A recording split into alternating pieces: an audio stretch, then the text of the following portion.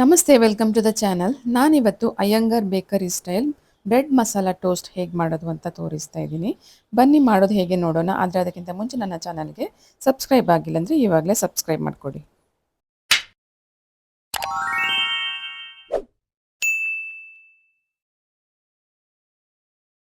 ಇದಕ್ಕೆ ಮೊದಲಿಗೆ ಒಂದು ಬಾಣಲೆ ಬಿಸಿ ಮಾಡಿಕೊಂಡು ಒಂದೆರಡು ಸ್ಪೂನಷ್ಟು ಎಣ್ಣೆ ಹಾಕ್ಕೊಳ್ಬೇಕು. ಎಣ್ಣೆ ಸ್ವಲ್ಪ ಬಿಸಿ ಆಗ್ತಿದ್ದಾಗೆ ಅರ್ಧ ಚಮಚದಷ್ಟು ಜೀರಿಗೆ ಹಾಕ್ಕೊಳ್ತಾ ಇದ್ದೀನಿ. ಜೀರಿಗೆ ಸ್ವಲ್ಪ ಫ್ರೈ ಮಾಡ್ಕೋಬೇಕು. ಜೀರಿಗೆ ಸ್ವಲ್ಪ ಫ್ರೈ ಆಗ್ತಾ ಇದ್ದಾಗೆ ಒಂದು ಕಟ್ ಮಾಡಿದಂಥ ಈರುಳ್ಳಿಯನ್ನು ಹಾಕ್ಕೊಳ್ತಾ ಇದ್ದೀನಿ. ಈರುಳ್ಳಿ ಸ್ವಲ್ಪ ಕಲರ್ ಚೇಂಜ್ ಆಗಬೇಕು.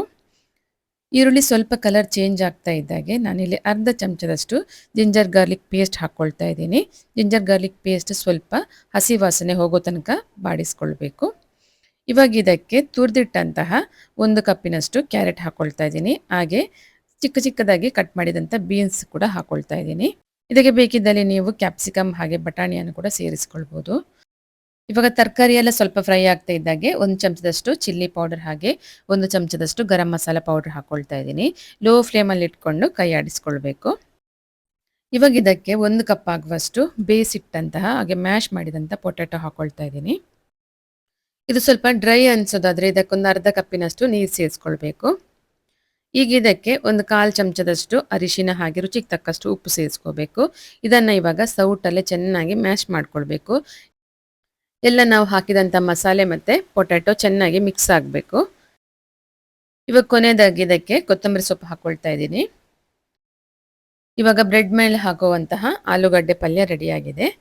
ಈಗ ನಾವು ಬ್ರೆಡ್ಡನ್ನು ಟೋಸ್ಟ್ ಮಾಡ್ಕೊಳ್ಬೇಕು. ನಾನಿಲ್ಲಿ ಒಂದು ತವಕ್ಕೆ ಸ್ವಲ್ಪ ಬೆಣ್ಣೆ ಹಾಕ್ಕೊಳ್ತಾ ಇದ್ದೀನಿ. ಈಗ ಇದಕ್ಕೆ ಒಂದೊಂದೇ ಬ್ರೆಡ್ಡನ್ನು ಹಾಕ್ಕೊಂಡು ಟೋಸ್ಟ್ ಮಾಡ್ಕೋಬೇಕು. ಎರಡೂ ಬದಿ ಕೂಡ ಚೆನ್ನಾಗಿ ಲೋ ಫ್ಲೇಮಲ್ಲಿ ಇಟ್ಕೊಂಡು ಟೋಸ್ಟ್ ಮಾಡಬೇಕು.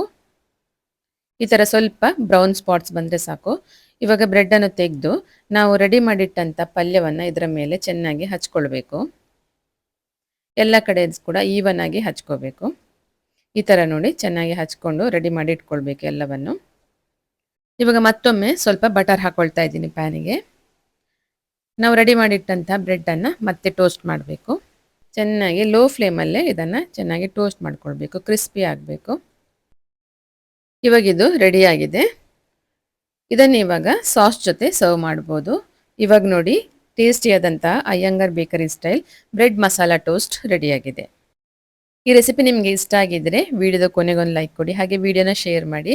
ಹಾಗೆ ನೀವಿನ್ನೂ ನನ್ನ ಚಾನಲ್ಗೆ ಸಬ್ಸ್ಕ್ರೈಬ್ ಆಗಿಲ್ಲ ಅಂದರೆ ಇವಾಗಲೇ ಮಾಡ್ಕೊಳ್ಳಿ. ಇಂತಹ ಹೊಸ ಹೊಸ ರೆಸಿಪೀಸ್ ನನ್ನ ಚಾನಲಲ್ಲಿ ಬರ್ತಾನೆ ಇರುತ್ತೆ. ಮತ್ತೊಂದು ಹೊಸ ರೆಸಿಪಿಯೊಂದಿಗೆ ಮತ್ತೆ ಬರ್ತೀನಿ. Thank you for watching.